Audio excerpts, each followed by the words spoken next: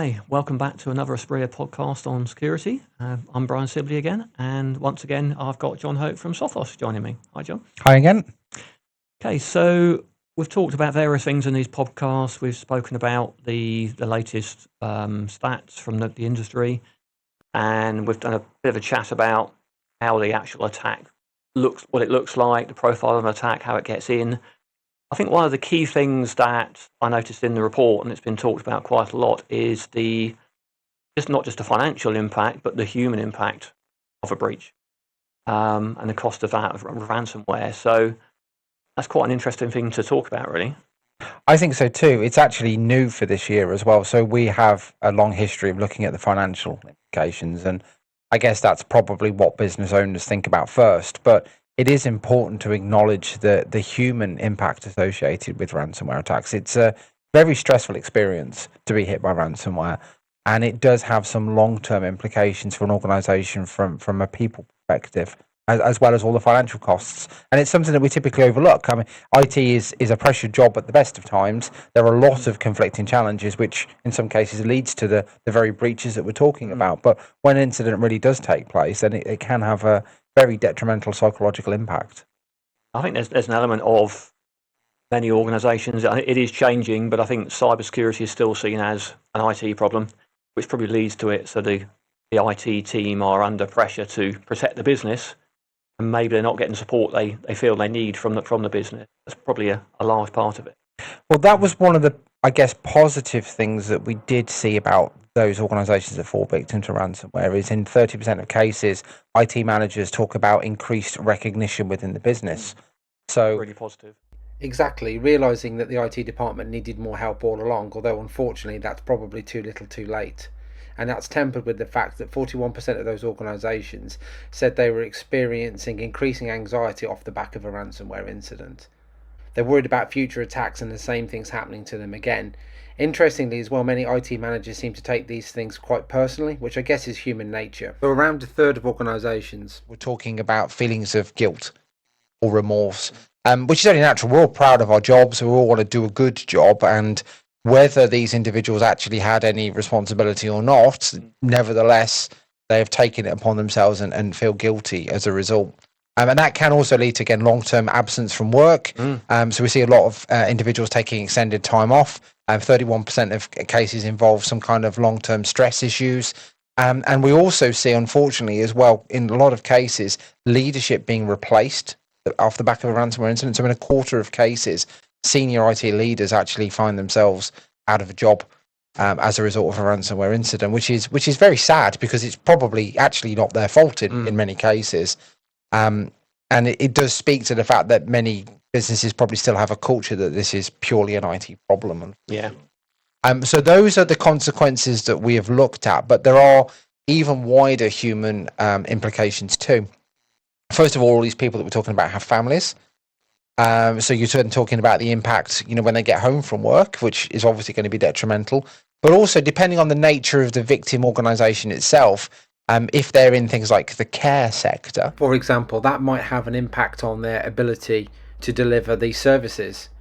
If you look at hospitals as a really simple example, if a hospital service goes offline, that's going to have a very detrimental impact on the service users. But any kind of care provision, any services that people rely on, if that service isn't available, that is inherently going to have an impact on those individuals as well. So there are a lot of human implications, and hopefully we'll see more depth of research in this moving forward on the state of ransomware. I think it's a really interesting area, and one of the areas of mental health that we don't really talk about very much. Yeah, I think it's really interesting. It's highlighted that in the report, on top of the traditional financial costs. Yeah, and I suppose from that point of view, they're still very much there. Indeed, they are. Yeah. The overall costs have actually started to come down a little bit, which is positive, but it's not all great news. What we are actually observing is that the cyber criminals are getting even better at working out exactly how much pressure to apply. So we see ransom demands that are more accurately targeted towards a victim organisation's ability to pay. Right. They know fine well that sending a $3 million demand to Mrs. Miggins Bakery with 3 employees, it's not going to fly. Exactly. They're not going to go. People aren't going to pay. They're just going to give up. So they will work out very effectively what the organisation's ability to pay looks like, and we'll leverage a ransom demand accordingly. And that's led to, I guess, more accurate ransom demands. Interestingly, we started to look at how successful organisations are at negotiating with the cyber criminals. Okay. So there are sometimes dividends to be won by negotiating with the cyber criminals. So, for example, we look at average ransomware payments of about 85% of the original demand. Okay. So you can generally kind of negotiate down a bit. Cyber criminals sometimes have like rewards and bonuses for early payments. You got it. Yeah, but I will exercise caution as well and say that sometimes if you start negotiating, it can have the opposite effect. So we did see 18% of organisations actually paying more in the end, and that was either because you see then that, okay, there's someone here who's actually live. They're talking to us. We'll charge them more because they're obviously keen to get it resolved. Yeah, exactly. Sometimes the cyber criminals decide that actually the victim organisation can pay more. Sometimes they just get annoyed that the question's even being asked, and that can lead to a response that involves increasing demands. So yeah, your mileage may vary, but there is some merit in negotiating. But I think the key thing to look at is the fact that ransomware demands are targeted towards victim organisations. And this also speaks as well really about the industrial scale of ransomware. So a lot of organisations would typically expect not to become a victim because they're slightly smaller in size. Yeah. But actually, the cyber criminals just cash out a smaller amount. And it's all to do with economies of scale. So cyber criminals operate on an ROI model in the same way a legitimate business would. So they're really interested in how quickly they can leverage an attack and what the likely return is. And as the mechanisms that the cyber criminals have built up are more effective, they can actually afford to spend more time targeting precisely that. So they can cash out at a smaller level, but a lot more small organizations. So this mentality of I'm too small to become a victim, unfortunately, that doesn't fit the reality that we're seeing anymore.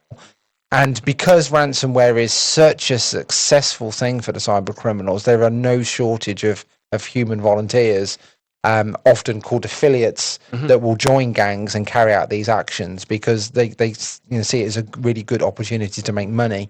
And there is a mechanism available to them to have all these tools available without actually necessarily needing to be that cyber savvy themselves. It's almost ransomware by numbers in some cases. You've got all the things that you need there to launch the attacks.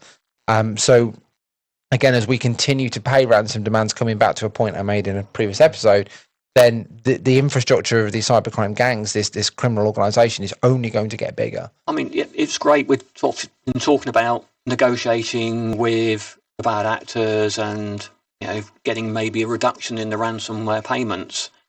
But ultimately, we really shouldn't be paying. We should be encouraging the business and giving them the opportunity to make money out of it. Well, in an ideal world, you're absolutely right. The reality is that if we keep paying, that it's going to perpetuate the problem. It's not always that easy, though. It's easy to say we shouldn't pay, but if it's your factory that's silent because the machines don't work, or even worse, if it's a hospital and doctors can't access patient records, it gets a bit more challenging. So I'm going to reserve moral judgment to an extent, but if we can reduce the payments, then we are naturally, ideally over time, reducing the scale of the problem. That brings us round, I think, to the human side, really. Again, it's the teams who are dealing with that. They're having to deal with the ransom teams. They're having to deal with getting the business back up and running again.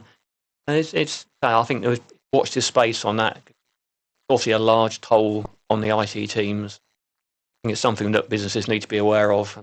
Absolutely, and this is really the philosophy behind MDR is sharing that burden.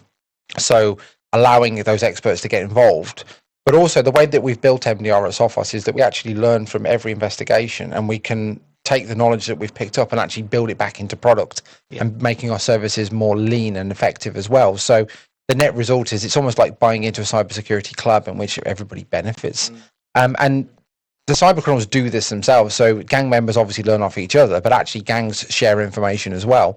So they've already built this infrastructure where they can learn off each other. And I think we need to respond in the same way and have this global reach of a vendor like Sophos. We can see attacks in any part of the world and then share that knowledge with everybody else to help better defend. And that's really the way that we win this battle of cybersecurity, is through that collaboration. I think it's collaboration across like that, and also between the vendors. So we've spoken different sessions about using the integration with like the Microsoft, firewall vendor and other vendors in your organisation, the backups, for example. I think that's a key theme all the way through here. We need to be pulling all the information together in our battle against ransomware. Absolutely that. But yeah, really interesting stuff. Thanks again, Jon. We'll see you again soon. I look forward to it. Thank you very much. Okay. Bye-bye.